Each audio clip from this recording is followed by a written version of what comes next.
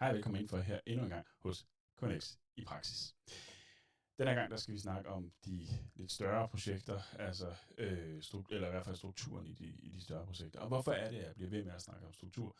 Det er fordi, at struktur er bare, jeg skulle lige til at sige næsten det vigtigste, men det er det vigtigste, når du arbejder med KNX. Og specielt når du kommer op i de lidt større projekter, der er det bare alfa og omega. Det er måske nemt nok at holde styr på et enkelt etplan familiehus med en 5-10 rum, der skal spille sammen. Men lige så snart du kommer ud i et større projekt, så er det bare fucking vigtigt, undskyld udtrykket, men at der er struktur på det, man laver. Og det er derfor, jeg bliver ved med at sige, at vi skal snakke struktur, fordi specielt her i starten, der er det bare så vigtigt.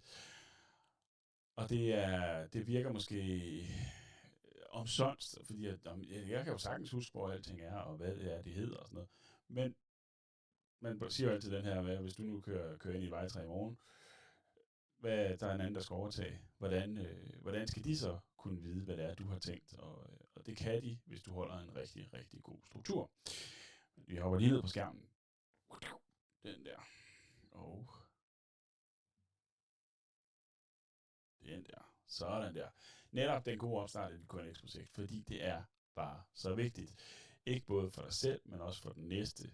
Men også for dig selv. Hvis du kommer igen om 3 år, du har idriftsat det her, og så kommer du igen om 3 år, så er det fandme lækkert, at du har lavet en struktur allerede fra start af, der gør, at det er nemt lige pludselig at falde tilbage ind i den ETS-programmering, du har lavet.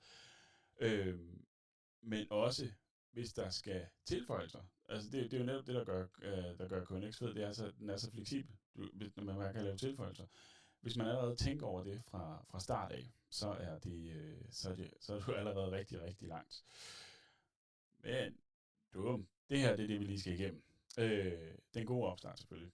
Opret projekter, topologi, område linjer, rumstruktur, navngivning, gruppeadresser. Og som jeg sagde lige før, tænk fremad allerede i dag. Opret projektet, den har vi allerede berørt i en tidligere video, men det er opret nyt projekt. Jeg har lavet vores firma, som vi lavede sidste gang. Og der har jeg faktisk valgt at slå alle dem her sammen. Og det har jeg tænkt mig, at vi gør inde i ETS'en. Så hvis jeg lige åbner det. Der. Sådan. Når man starter et projekt, det første jeg gør, det er ligesom at lave min topologi. Jeg har i det her tilfælde en IP backbone-linje. Så laver jeg de områder, jeg ved, jeg skal bruge. Altså 1, 2, 3 for plan 1, 2, 3. Dem her, de er IP-connected imellem de forskellige planer. Man kan se her, hvis man prøver at tage en TP, altså vores grønne kabel, så bliver den lige markeret med grøn herude i stedet for blå. Men nu kører jeg en IP imellem i vores forskellige områder på hver sit plan. Bedste tv-kokstil, så har jeg faktisk nyt det hjemmefra, eller på forhånd. Det jeg så gør, når jeg laver når jeg starter et nyt projekt op, det er, at jeg selvfølgelig gennemgår mine tegninger, så jeg kan dem til hudløshed, når jeg allerede starter. Det er ikke sådan noget med, at jeg skal til at kigge mine tegninger igennem, imens jeg sidder og laver det. Jeg kan godt lide, at jeg har 100% styr på, hvad det er, jeg skal have, inden jeg går i gang med at lave et KNX-projekt. Derfor, jeg synes, det har været svært nogle gange til at starte med, når man ligesom har skulle sidde og lege lidt for sjov, at det her med at man vil gerne sidde og lege lidt i ETS, men det her med at få startet noget op, uden egentlig at have noget at starte op på, det er bare svært, synes jeg i hvert fald. Det her, det er ikke den hellige grad til, hvordan at du skal gøre. Det bestemmer du helt selv. Du kan tage det, du kan bruge. Men det her, det er måden, jeg gør det på i hvert fald. Når jeg så har lavet mine områder, så går jeg ind og laver mine forskellige linjer, som jeg skal bruge på de forskellige plan. Det her, det er måske lidt overkill, det var meget mere for sjov, at jeg lige lavede lidt ekstra, men det ser vi, når vi kommer over, fordi så meget har jeg slet ikke lavet over i rumfordeling. Men nærmere det, når vi kommer dertil. Så har jeg delt den lidt op, sådan, så at jeg kører dem også, hvis det nu er 2 forskellige undertavler. Altså, der har jeg en 2.1, 2.2 og 2.3, de kører i undertavle 20, 2.4, 2.5, 2.6 kører i undertavle 21. Det er også en måde, at man kan holde noget struktur på, så man ligesom kan se, okay, hvad er det for nogle linjer, der kører i hvilke tavler. Så hvis jeg allerede står med en komponent, så ved jeg, hvor jeg skal gå hen til at starte med, og ikke skal ud til at scanne linjer og sådan nogle forskellige ting. Så det er det her med ligesom ja, struktur. Det kommer jeg til at høre mig sige rigtig mange gange. Men det er fandme bare vigtigt. Sorry, mit sprog. Når jeg så har lavet mine linjer, eller først mine områder, så mine linjer. Her kan man også lige skifte, om det skal være, om det er, hvad hedder de der RF, altså trådløs, IP, IoT, twisted pair. Men jeg holder mine i twisted pair, så jeg ligesom har en tavle, hvor jeg har 3 linjer, der går ud fra her i plan 2's tilfælde.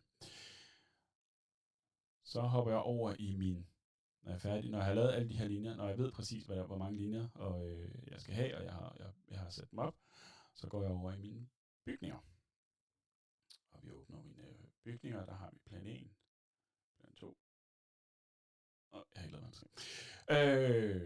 der har vi det her, jeg taget lidt og skulle finde på noget på det her, og det er en klassisk kontorbygning med nogle fællesarealer, hvor der er nogle gangarealer. Det er en med en kantine og en med et køkken.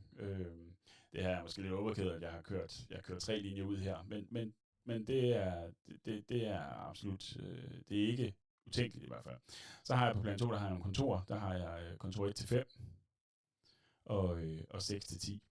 Og det med at i stedet for bare at høvle ud af, så skal man lige stoppe lidt op, når du så har lavet de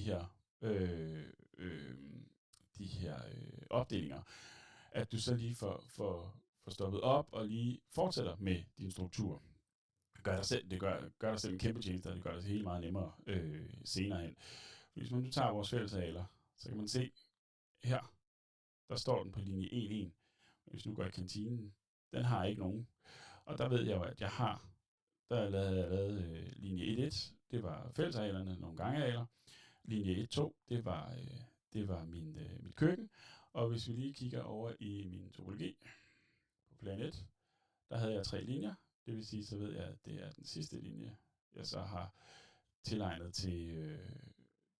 til mit køkken. Eller var det kantinen? Det kan jeg ikke huske, det ser vi nu. Køkken havde 1-2, fællesarealerne 1-1, og kantinen skal så have 1-3. Det gør jeg, fordi når jeg så går ind her i kantinen og siger tilføje et rum, så skal jeg for eksempel skrive stor kantine. Så er der mange steder, der har de måske sådan et lille mindre lokale, hvor hvis man har gæster, eller har nogle gæster inde, hvor man så skal have have det med ind at spise, hvor man så kan sidde lidt mere separat, så man kan lounge for eksempel. UK.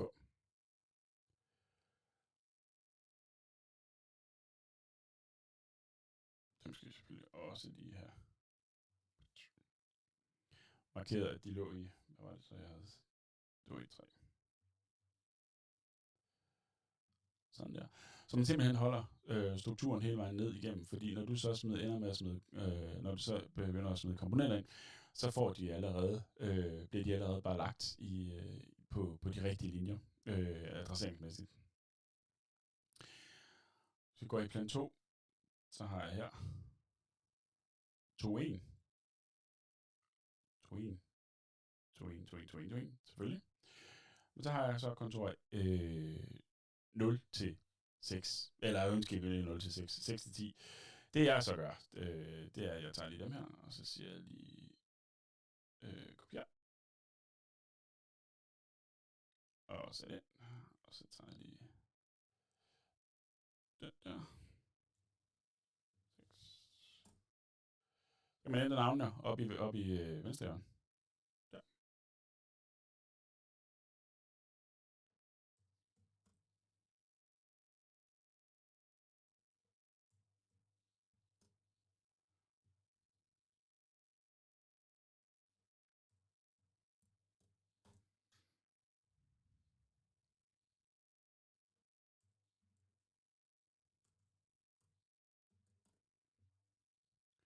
Sådan der.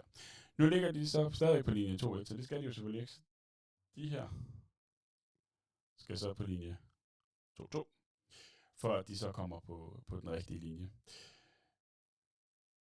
Det man også kan gøre, det her, det er, som jeg sagde tidligere, det er måden, jeg gør det på. Hvordan du gør det er helt op til dig. Men i hvert fald sørg for at gøre noget, hvor at, igen, ja, du holder noget struktur i det, så det er nemt at finde, også når du kommer ud, eller der er en anden, der kommer ud en dag.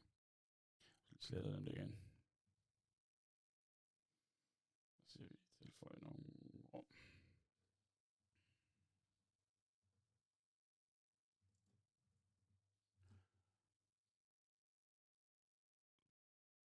Til et kontor. Så kan man gøre sådan her.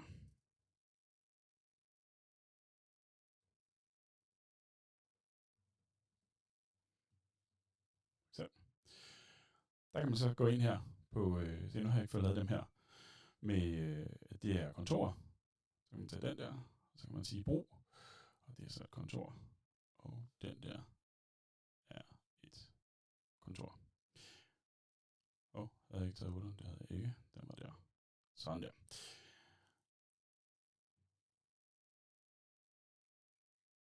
Sådan der. Så tager vi dem her igen. Og markerer og siger, at det er på linje 2. Det gør tingene meget, meget nemmere og mere overskueligt at finde rundt i. Så du ved, hvordan og ledes du er henne. Når du skal ud og servicere efterfølgende.